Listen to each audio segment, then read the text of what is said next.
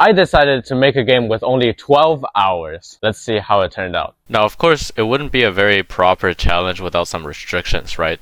So, the first thing I did is to go to random game idea generator. I got Quicktime Events, one enemy, alternate history, and conspiracy. Which is interesting to say the least. So I immediately started to brainstorm some ideas. Because it is about QuickTime events, so I decided to take some inspiration from Expedition 33. Well, it's kind of a stretch to say take inspiration from. It's more like we have Expedition 33 at home. Expedition 33 at home. And after a bunch of brainstorming, I come up with this. Basically, you can get different items, and every item is gonna have an attack and a different timing. The stronger the attack is, the harder the QTE timing will be. And for the one enemy, I guess there's just one boss. And for alternate histories, as well as conspiracy, I decided to kind of combine them into one. So the idea is that items are secretly evil, and then they will consume you. If you don't take too many items, I guess there will be an alternate history where the darkness doesn't consume you, that kind of thing. I wasn't actually sure exactly how the game would turn out, but it is enough, and plus I don't have that much time, so I decided to open up a new Unity project and set a timer for myself and get to work. After fiddling around a little bit, I have a simple layout with a player in it. Yes, the player is the classic bean, but that's okay, I suppose. And after some more coding, I got the player moving around. After some more coding, I got the player be able to jump. I'm talking about this part as if it's really groundbreaking stuff, but it's really not. What am I doing? And so now it's time to decide exactly how the player would attack. I decided that the player should have a gun, because I think guns are really cool.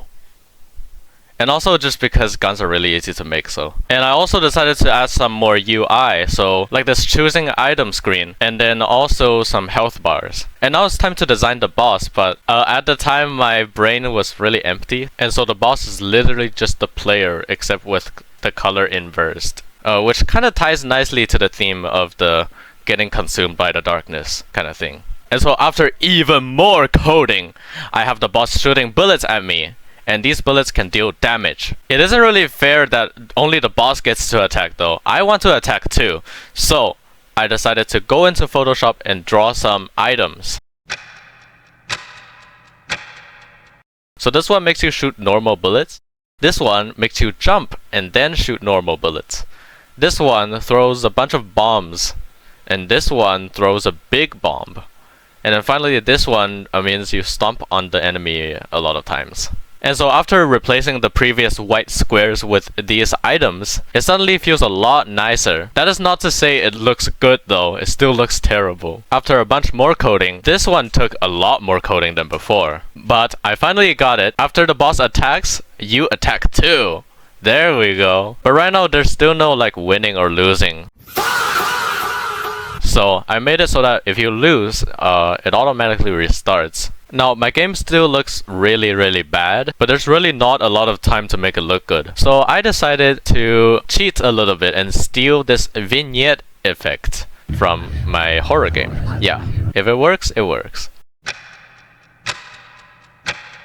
And so now I started panicking a little because there's not a lot of time left, but I haven't even implemented one of the game's main mechanics, QTE, yet. And so I drew some designs in the Photoshop and put it into the game. Graphics are really bad. It's okay. Consider it minimalist. But now it's time to actually code the thing. But this one, oh, this one is a nightmare. Let me tell you. So because of the time constraint, my coding has basically been one huge mess. I basically did whatever is simplest, and that means it's very hard to add future code on top. And the QuickTime events is also a very complicated system, so you can imagine the pain I have going through.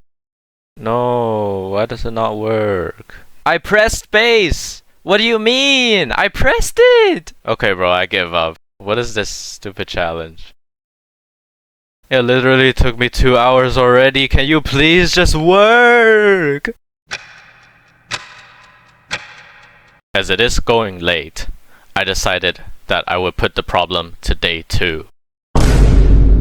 And I solved the problem basically immediately after day 2 started. I guess that's what happens when you are actually rested. And now with my problem solved, it is time to actually implement the other attacks. The second attack, where you jump and shoot out a bunch of bullets at once. The third attack, where you throw a bunch of bombs. This one is really tricky to tweak because the direction of the bombs are really hard to control. The fourth attack, where you throw a big bomb. This bomb always just explodes before I fire for some reason, but it's just some collider weirdness. And then the final one. This one is where you fly above your boss. Not your boss, you probably don't even have a job. Fly above the boss and then you stomp on his head a couple of times. But turns out the way I implemented the physics is a little bit problematic, so this keeps happening. It is only after I completely redone my physics system that it works, but it still took a lot of time. And now is the hardest part, the part where you win. So when you win, what's supposed to happen is that the boss dies, and then you restart the level and get a new item, and then the boss gets stronger.